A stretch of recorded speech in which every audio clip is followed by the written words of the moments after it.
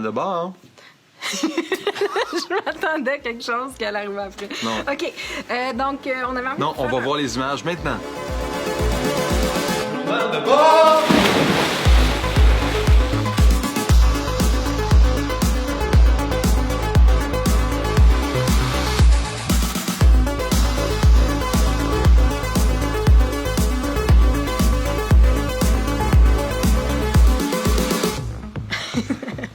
Alors, journal de bord. Ouais. Ça fait 15 minutes qu'on s'ostine sur comment qu'on va le faire. Fait que là, Alors, on essaie d'avoir l'air heureux, mais c'est ça. on est un peu en crise. Okay, Ça, c'est en arrière de la caméra. Ouais, c'est ça. Puis j'ai Behind the scenes. Le rêve, c'est beau. la réalité. J'ai envie de vous parler de nos 2 premiers mois en Thaïlande. Ça fait déjà 2 mois qu'on est ici. On a atterri dans le coin de Phuket, qui est une section de la Thaïlande, dans le sud de la Thaïlande, qui est super touristique. Ça a été difficile au début. On a eu quelques épreuves de départ, autant avec les chiens, parce que, bon, l'importation des chiens, on savait pas trop comment ça fonctionnait. C'était assez complexe de base sur papier. En arrivant ici, on s'est rendu compte que finalement, c'était super simple. Il faut juste avoir un permis d'importation rendu sur place et tout ça. 2 mois de temps avant de partir, au moins, on avait décidé de choisir un appartement ou un condo. On s'est rendu compte rapidement qu'avec les chiens, c'était quelque chose d'assez impossible parce que, bon, les chiens, ça aboie et tout ça. Donc, vraiment, on a été obligé de changer notre fusil d'épaule et, et de choisir une maison. Donc, si vous avez des chiens, vous voyagez avec des chiens, là, une maison, c'est vraiment... quelque chose d'idéal pour pouvoir faire des activités, laisser les chiens à la maison. Ça. Ben oui, on les laisse à la maison, on peut partir toute la journée sans souci de quoi que ce soit. Exactement. Donc, on a loué une maison dans le coin de Phuket pendant 1 mois de temps. Ouais. On s'est rendu compte aussi que de louer dans le coin de Phuket en saison haute, c'était quelque chose d'assez dispendieux. Ouais. Donc, on a dû augmenter nos budgets, ce qu'on n'avait pas prévu non plus de base. Non, on planifiait payer entre 300 et 400, même 500 $, mettons, là, pour un condo. On a loué une belle maison dans un super beau quartier avec une piscine. On était bien contents. On a vraiment apprécié cet endroit-là. Ça nous a coûté autour de 1 500 $ par mois. Ouais. En plus, qu'il fallait payer l'électricité, tout ça. Donc, tu sais, on est loin de notre budget de départ. Mais, comme je disais, en saison haute, dans une région aussi touristique, on avait pas le choix. C'était comme un luxe qu'on s'est payé. Puis, on savait qu'on allait se rattraper plus tard parce que, tu sais, on va rester quasiment 8 mois en Thaïlande, 6 mois avec le Multiple Entry Visa, puis on peut rajouter 2 mois à la fin. Fait que, tu sais, sur 8 mois, après, on savait qu'on allait payer moins cher après, que ça allait se rattraper.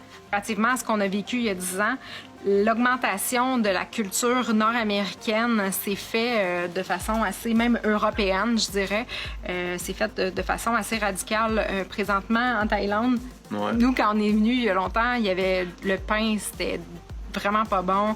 Les cafés, c'était des cafés en poudre. On avait du lait en poudre, ce genre de choses-là. Aujourd'hui, il y a une super belle culture de café. Il y a plein de petits cafés qui ont popé, comme on peut dire, dans le coin de Phuket. Pop it.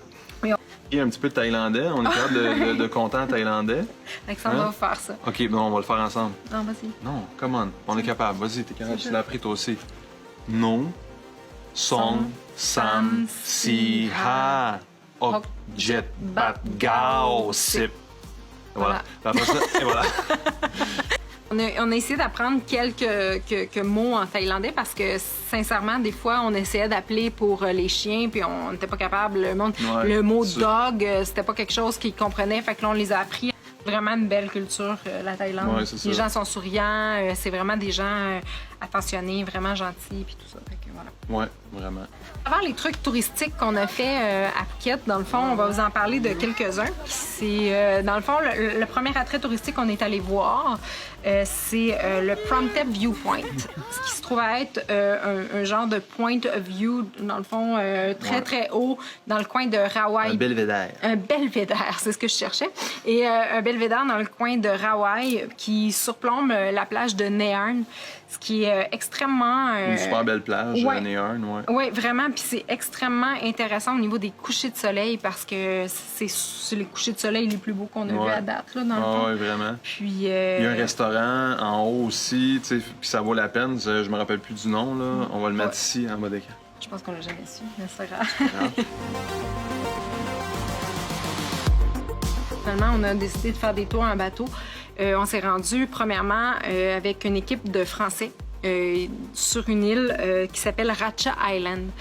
Ça a été probablement notre plus beau snorkeling, ou presque. Là. Dans le fond, il y a des structures en dessous de l'eau. Fait qu'on a vraiment eu une journée magnifique. L'eau est incroyable. L'eau est turquoise, transparente. On a passé la journée dans ce coin-là. La plage, c'était vraiment hallucinant, la plage. Oh, la plage est vraiment belle. Le sable était blanc. Oui, c'est blanc, blanc, blanc. Il y a des hôtels de luxe sur cette île-là, puis on comprend pourquoi. Là, c'est assez paradisiaque là, comme place. C'est vraiment magnifique. Puis... Si vous tripez justement sur les sables blancs parfaits, là, ça a l'air quasiment de la neige. Là, ouais. Puis, ouais. Tout à fait. Puis, tu sais, c'est ça. De passer une journée dans ce coin-là, il y a beaucoup de choses à voir au niveau du snorkeling. Il y a beaucoup de sortes de poissons, beaucoup de comme je disais, des espèces de structures. C'est comme si on plaçait en dessous de l'eau des pots, des structures carrées. Fait qu'il y a plein de coraux qui se joignent à ça. Fait que c'est bien intéressant au niveau du snorkeling. J'ai fait un tour pour aller à James Bond Island. Oui.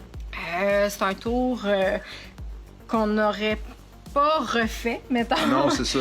Il y a peut-être des tours qui sont moins touristiques puis moins jam-pack que ce tour-là, mais celle-là, c'était vraiment... Là, on voyait le village musulman, on voyait plusieurs îles, on voyait James Bond Island, puis on est resté comme 15 minutes sur James Bond Island.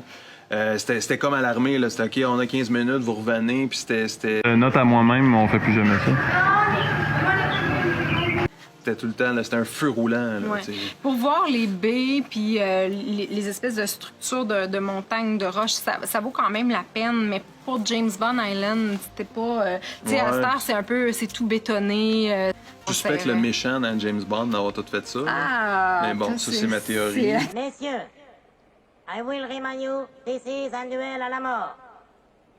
Only one of you can leave the field of honor. Théorie du complot. Ouais, okay. Mais c'est ça que j'allais dire, c'est si vous pouvez vous louer un bateau, comme on va parler justement après. On a-tu parlé de Popipi? Non, pas encore, on y allait après. Mais c'est ça, il y a la possibilité de louer des bateaux privés. Il y a plusieurs compagnies. On pourrait peut-être mettre les liens, hein, ça serait intéressant pour si les chiens arrêtent de japper. C'est possible de louer des bateaux privés. Si vous êtes une bonne gang, une dizaine de personnes, ça revient à peu près 100 $ par personne, ce qui est vraiment pas dispendieux. Puis vous allez pouvoir faire un voyage un peu plus relax. Vous pouvez partir de bonne heure le matin. Choisir. Puis, choisir vraiment. Puis peut-être faire moins d'activités, mais en profiter plus. C'est ça qu'on a fait en allant à Koh Phi Phi Island. Dans le fond, on a décidé de se payer un bateau privé pour faire un Maya Bay, qui est probablement l'attraction touristique la plus incroyable, la plus touristique de la Thaïlande, qui est... À cause du film La Plage, c'est de la faute à Leonardo DiCaprio. Et voilà, donc Maya Bay, c'est bien crowded au niveau du tourisme. Puis on est quand même allé le voir très de bonne heure le matin, c'est un conseil qu'on avait lu, puis je pense que c'est ça exactement, c'est le meilleur moment pour y aller.